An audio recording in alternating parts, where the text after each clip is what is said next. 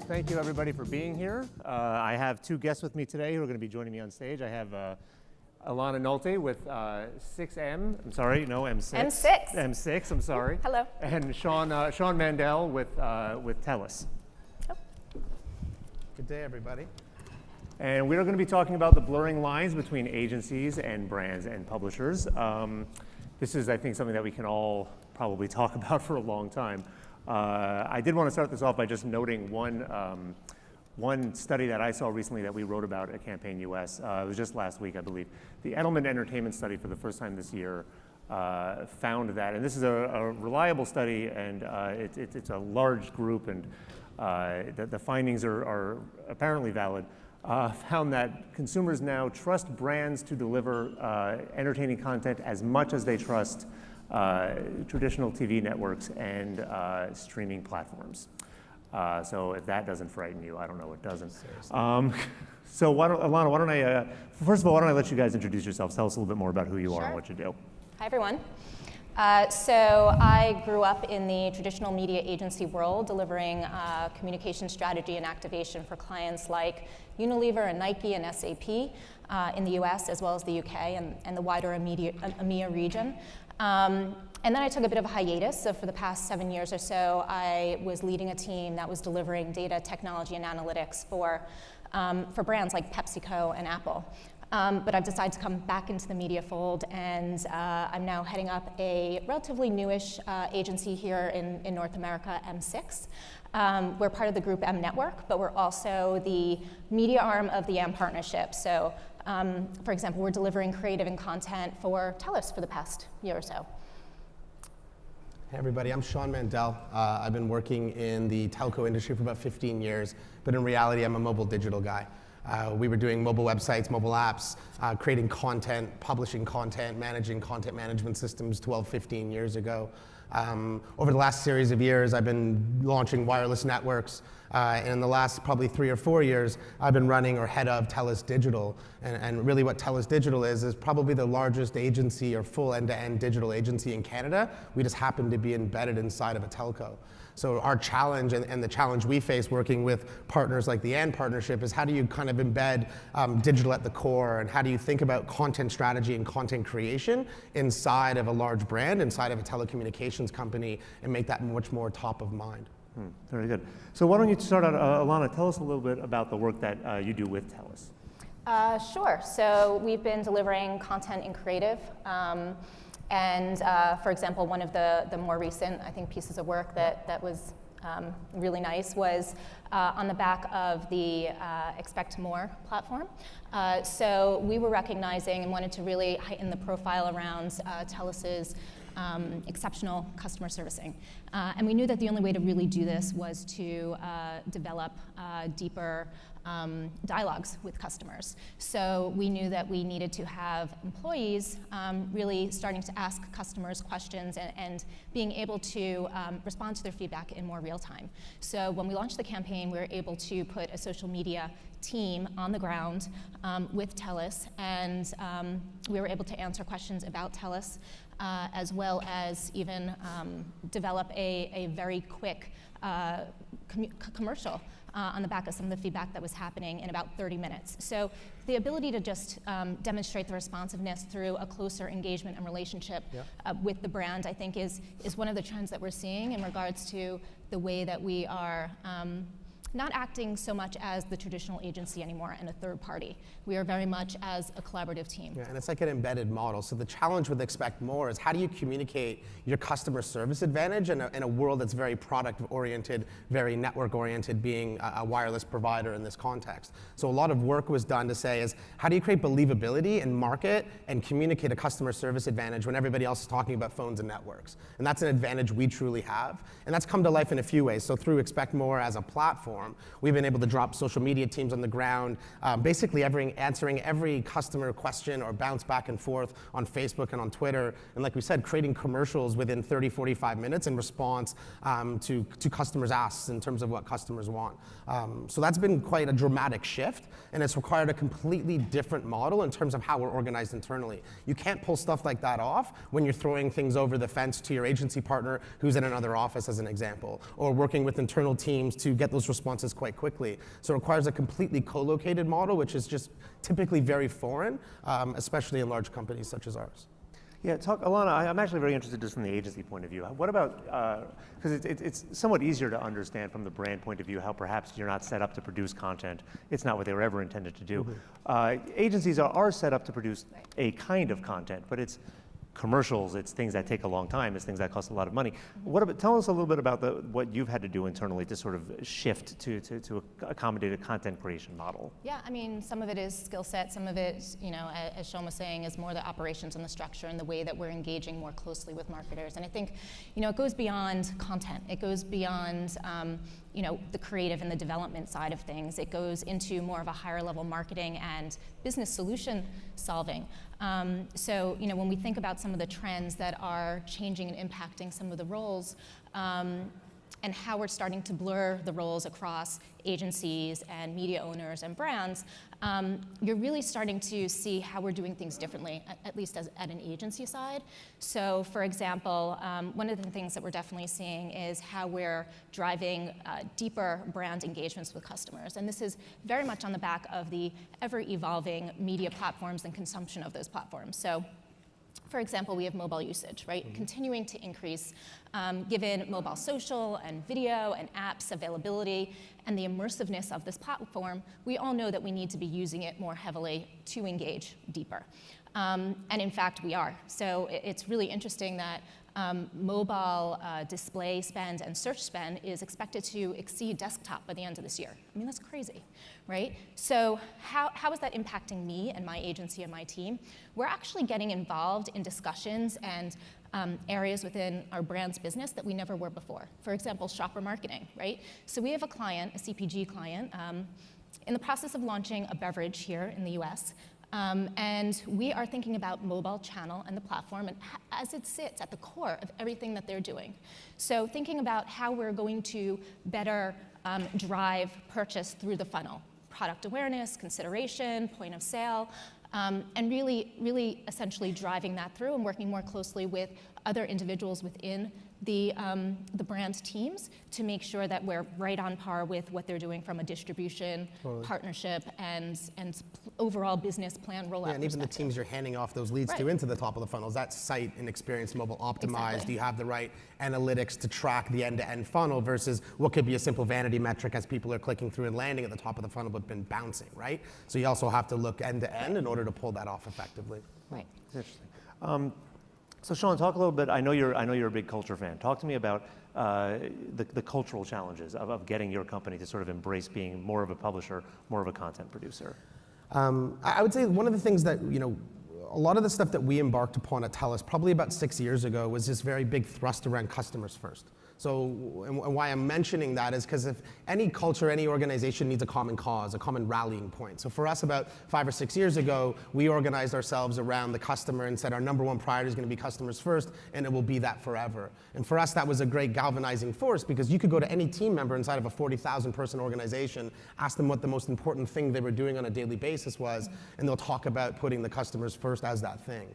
So for us, you know, using that as kind of that northern light we're all guiding towards helps significantly when it comes to cross-functional teams, agency partners, content producers coming together towards delivering this outcome. So for us, culture's become a little bit of the easy part these days because we're all very oriented around delivering those outcomes. So it's made it a lot easier for us to come together collaboratively because we're very much oriented around that common cause. And a lot of organizations don't have that luxury. And so the questions you guys need to think about as you're trying to do these types of things and co-locate teams and bring different groups together is your culture ready for it? And how do you really test, you know, what's the right word? How do you really test the kind of the resiliency of your culture or even just the appetite for that level of collaboration? Because a lot of people jump into these things, but they're actually not ready for it organizationally or structurally. What about it? Sorry, go ahead. No, I was just going to say, and the agility too, right? Absolutely. I think what you're focusing on very heavily in terms of giving that continuous adaptability and agility. Yeah, so we run fully scaled agile internally in pockets of our organization, and a lot of that pivoting, it goes back to the same thing. Right. And a lot of it actually goes back to having really, really good analytics and having a pulse on your customer and having a pulse on the KPIs that matter most to your business so you can actually pivot in concert with what that data is telling you. that's probably one of the biggest keys to what's made us successful over the last series of years. Yeah. And talk about that a little bit. I mean, how do you incorporate the data you're receiving into what you're putting out? How do you, I mean, do you follow it, very closely? I mean, is it a day-by-day thing? How do you, without being, sort of, I don't know if there's such a thing as being too agile, but without being too reactive, how do you incorporate it? Yeah, it's interesting. As we've democratized data to the degree that we have, it's actually opened up a whole whackload of opportunities we never knew existed, but also surfaced a whole bunch of challenges we never knew existed as well. So it becomes very difficult to focus. Especially when we've stood up a series of tools. Domo, as an example, is one of the visualization tools that we use, and there's 500-600 KPIs in there. There's mines of voice of customer data that teams are mining through. It's data paralysis. It's exactly what it is, right? It's analysis paralysis. But the way we've organized our teams is such that there's insights and analytics people buried within these delivery teams. So those guys are harvesting the insights and helping to prioritize, because you're absolutely right. As you open up this wealth of data, sometimes it can become too much. And so how you organize yourself to be very, very smart around what insights and actions you then take from that data is just as important as the data itself. Yeah. And how do you get, again, not to harp on the cultural thing too much, but how do you, as a corporation, how do you get the upper management, how do you remain nimble enough that you can do these things quickly, getting buy-in quickly, getting sign-off quickly? How do you arrange to make that happen? I think there's a couple things, right? I think trust becomes important. What are you doing to establish a level of trust so that then you have the autonomy as a leader, and then you can empower your teams to do the right things? Well, we talk a lot about failing fast internally. You don't want to fail fast when you're installing someone's service, but you can fail fast if you set up the right parameters and do it quite quickly. So a lot of it goes back to that trust, which creates a level of autonomy, which then allows you to empower your team members. And that's just relationships, that's discussions, that's a level of education. So it's an ongoing thing. It really isn't something that's ever done. Right. Does anybody have any questions? We'll do a more formal question thing at the end, right over here. Yes, Is there a mic? Or you can scream. Do you need one of these? Yeah, we can hear you. Actually, have? someone's coming right now.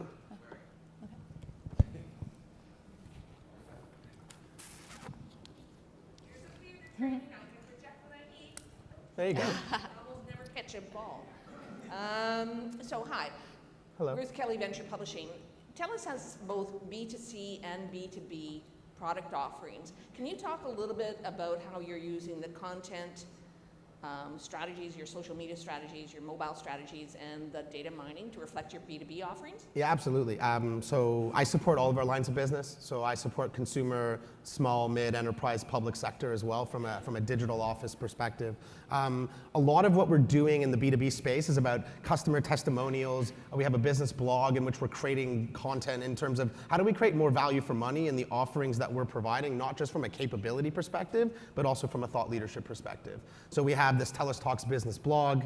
We do a whackload of stuff on social in terms of what we're trying to do in the business space. And we try to integrate that in the stories in which we tell around the products we're trying to obviously sell in the marketplace. So for us, content strategy in the B2B space could single-handedly be the most important thing in which we focus on. And it's much more about integrated storytelling.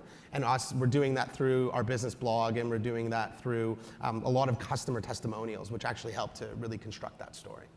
Yeah, and some of the things that we're focusing on when we're looking at our B2B clients is very much thinking about more experiential media, right? Because we know that it's thinking about the professional data that we can be using to target these individuals and talk to them and communicate and engage better, but it's also just their touch points throughout their daily lives. So it's just thinking about how to deepen that relationship and that engagement throughout that relationship. Yeah, and it also goes back to your channels and your VARs and your sales force, and it's really looking at those channels very much end to end. And we even do a lot of things where we're very heavily investing in what was now machine to machine as IoT, it's all the same stuff, and how we bring customers in and have those closed forum sessions. And it's not only things we're doing in digital and content creation, it's also the forums in which we're gathering clients, potential clients together to have those dialogues. So it's very much multifaceted. Very good. So how do you know you have the right partner when you're doing something like this? This is a big change for a brand to jump into this world. How does somebody looking to do this know that they're working with the right person? We take you out for You can beers. kind of smell it, maybe. Take you out for a baseball game. Yeah, seriously. Go Blue Jays. It's a tough question. Like, it's really, really easy to screw this stuff up. It's easy to choose the wrong platform. It's easy to, shortchange planning. It's easy to get mired by someone who's selling the dream and doesn't actually back up the goods. So a lot of it goes back to just creating that trust and building those relationships and, talking to others. Like, I think the value like guys like me have in this is I don't need to invent anything. I'm not here to invent stuff. We're here to capture great ideas, implement them in ways that make sense for our brand. And I think that because of that, we have lots of friends and we can ask others and do a lot of networking to make sure that we're finding the right people and the right partners. And sometimes people get too caught up in the brands or the companies that they would like to work with and realize that it's actually about the people, not about the company. Yeah. And so it's finding the right people who have that similar passion or that similar thrust. Becomes just as important as working with a certain consulting firm or a certain agency. So my advice is think about the people, not the brand necessarily. Yeah, I think from my perspective, and one of the new media models and approaches that M6 is taking is not being that third-party agency. It's really listening to what the brands need and making sure that we're on the ground. I mean, my team is sitting, up at Dow Jones with their marketing team.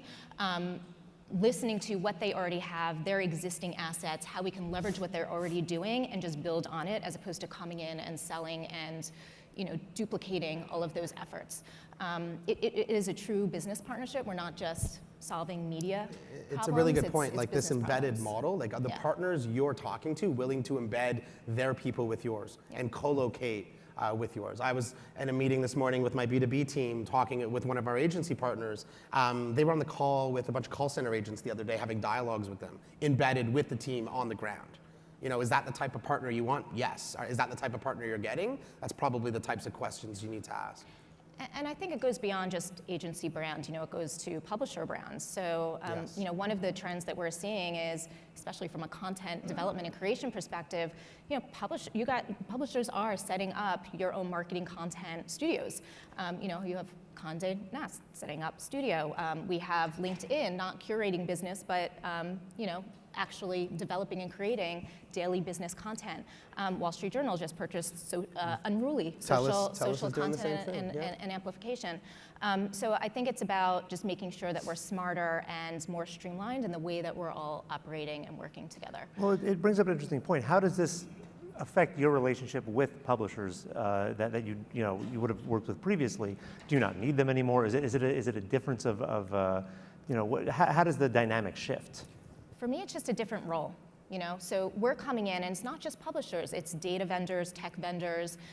We're coming in and actually helping our clients figure out how to integrate everything, right? How do we connect the dots across all of our owned assets, our paid, all of the content that we're developing, and just being smarter at the way that we're doing it. Because I think, especially as it comes to content, that's what creates good content, right? There's so much noise out there. Brands are competing so much, so we need to be thinking about how to develop the most interesting content out there to best engage with our customers. Yeah, it's ironic, the lines are blurring. Obviously, the purpose of this talk, it's about orienting around outcomes and checking egos at door, right? It always goes back to people. Goes back to people and culture and the behaviors of those individuals. And is everybody worried about their task, or are we worried about the collective whole? And then it's okay for those lines to blur because everybody's got their sleeves rolled up and they're trying to solve that problem. And it's not about my role. I'm the publisher, and that problem is I'm trying to deliver an outcome with a team, and we're in this together. So that's kind of the mentality. You're trying to create that one team, one dream kind of thought process. Sure. So how do you measure success? How do you know, and how long do you wait to determine if this is worth the investment? if it's because obviously it's a lot more work than doing things the old way. How do you know that this is working and that it was worth it?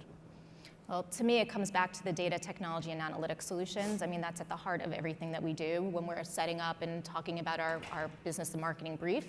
It's establishing what the KPIs and the measurement plan is going to be associated with it before we even go down that road. So for all of my accounts, actually, I have not just media management and analytics, but I have an operations director who's responsible for the data and technology piece. And that's not to say that we're building our own data management platforms or creating our own data environments, but it's how do we integrate with our brands or with the publisher content or any of the other, third-party and second-party data that we're bringing in, because that essentially is going to help us create the measurement benchmarks so that we can continue to learn and improve and optimize, not just short-term, but long-term. Yeah, and the duration really very much matters on exactly what you're trying to do, but nothing much more to always start with the outcomes. What are the KPIs that matter most? And largely depending, right? We'll run certain tests for weeks at a time, months at a time, and sometimes days at a time, and it largely depends on what and the level of volume you're getting back. Very good. Any other questions at this point? I thought I saw a couple other hands before. No? Okay, very good. So what about, is there a credibility issue? How do you get consumers to look at you as a content producer rather than a telecom, or both, I suppose? How do you bridge that gap? And I'll be honest, and that's the challenge that I expect more is posed for the organization, is how do you create content and tell stories around a customer service advantage that you have versus your competitors, and get that to be believable and not just something that you're perpetuating. So a lot of the work we're doing with the And-Partnership is largely walking the walk, and it goes back to a lot of that social listening and social media examples. We're engaging in heavy dialogues with our customers. I think 99.9% of every reach out goes answered, no matter if it's 17 or 100 replies deep. And we're even following up, creating original content with those customers. And how do we amplify our stories? And I think back to your point before, Ilana, talking about advocacy and actually activating your team members as part of this. One of the things that we're spending quite a bit of time doing is we got 44,000 advocates. And how do you activate those advocates and get them to perpetuate that promise? Because their impact becomes significant and that cascades over and over again. So for us, activating the internal team members is a huge part of creating that believability component. Yeah. I think it does come down to just making sure that the content is right. It's not an easy thing to do. It's hard to do it right to make sure that it pays off. And it's in need of creativity to do that. I don't know, have any of you seen the Lexus hoverboard videos and content? Yes, yeah? Well, if you haven't, go check it out on YouTube. Just to give you a bit of backstory of how that worked and what the background there was. So Lexus wanted to stand out. And they wanted to be seen as innovators. So we wanted to make sure that we were working with the chief engineers at Lexus, right? So this isn't marketers, we're actually working with the innovators within the brand and within the organization. And we were able to come up with a Back to the Future hoverboard, right? And we were able to shoot all of this content around what that product looked like and how we did it, and we actually partnered with a stellar skateboarder who actually became our influencer and advocate and generated additional content on the back of that. Power broker. We didn't pay $1 from a paid media perspective, and we got 30 million views throughout online video, and I think 1.7 billion impressions through publicity. And that's the game. That's the game these days, right? And no paid media. And other brands are doing amazing things as well. Microsoft is a good example of what they're trying to do with their 88 Acres article. Anybody ever read 88 Acres talking about how they're creating the greenest campus on the planet in terms of what they're doing in Redmond? Didn't spend a penny outside of creating their own original content, but the reach in which they got the impressions, the views, and the brand equity it's created for them has been significant. So we're embarking upon similar things with something we're going to brand around Telus stories. And sometimes we're not going to get those stories written by the media, by the newspapers, by the magazines that we're looking for. So we're going to start creating some of that content ourselves. And there's amazing stories within your brands that you guys probably don't know about or are not looking for enough. We have team members out there on a daily basis, stopping at the side of the road to help somebody who's got a flat tire and just doing it because they're good people. We got techs who are climbing up 100 flights of stairs with a 50-pound generator on their back because the power went out in a flood and they're trying to provide service to people, like essential service. And it's how do we capture those stories and amplify those stories, because there's amazing things happening in our organization every day. Right. And we're not doing a good enough job as a brand, and we're about to change that to do a much better job telling those stories. And sometimes the only person who's going to do the best job at telling those stories is actually yourself. Mm-hmm. One other note on the Lexus hoverboard thing. One of my favorite things about that ad, or whatever you want to call that video, is one of the challenges with content creation is how to fit the brand into it naturally. Hoverboards in Lexus, you're not creating an actual literal Lexus hoverboard. So they had the hoverboard guy jump a Lexus, which I thought was pretty clever, because it was not obviously a clear tie-in. That's content, right? Yeah. So talk to me about, in terms of who's making the content, is there a talent issue here? I mean, who do you get, is it simply people internally at the agency, or are you completely freelance dependent? Who do you get to do this stuff? Well, I mean, our agency is doing it, and we have different ways of doing it. You know, we have high touch, we have low touch, you know, quality creative, but with quick kind of optimization and production on the ground. So we have something called the box down at Dow Jones, where we're able to turn around that content and publishing essentially very, very quickly. It's just about the right skill set and being tapped into, you know, the data and analysis of what's actually driving engagement, and how do we continue to fuel that and build on it to. The box is a fascinating concept when you think about it, right? It's very much this 80-20 rule, which is 80% of the content you'll generate is very mechanical, very just, you know, runs out of the wheel. But there's this 20%, which is where you want that creative brain power to go.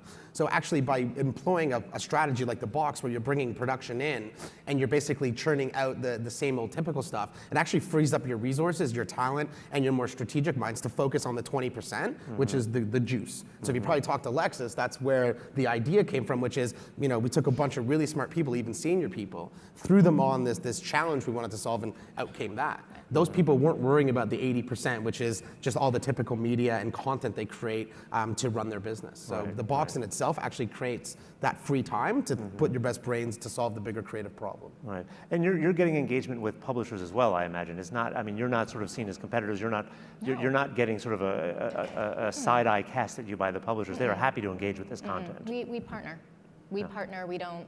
Yeah, it's a team Telus type of approach. One team, one dream. Yeah. We only have about a minute left. Did we have any other questions that anybody wanted to ask? No, very good. Okay, so I think you guys, I think gave us a lot to think about. Thank you very much. Great. Cheers, Doug. Thanks Okay. for having us. Thank you.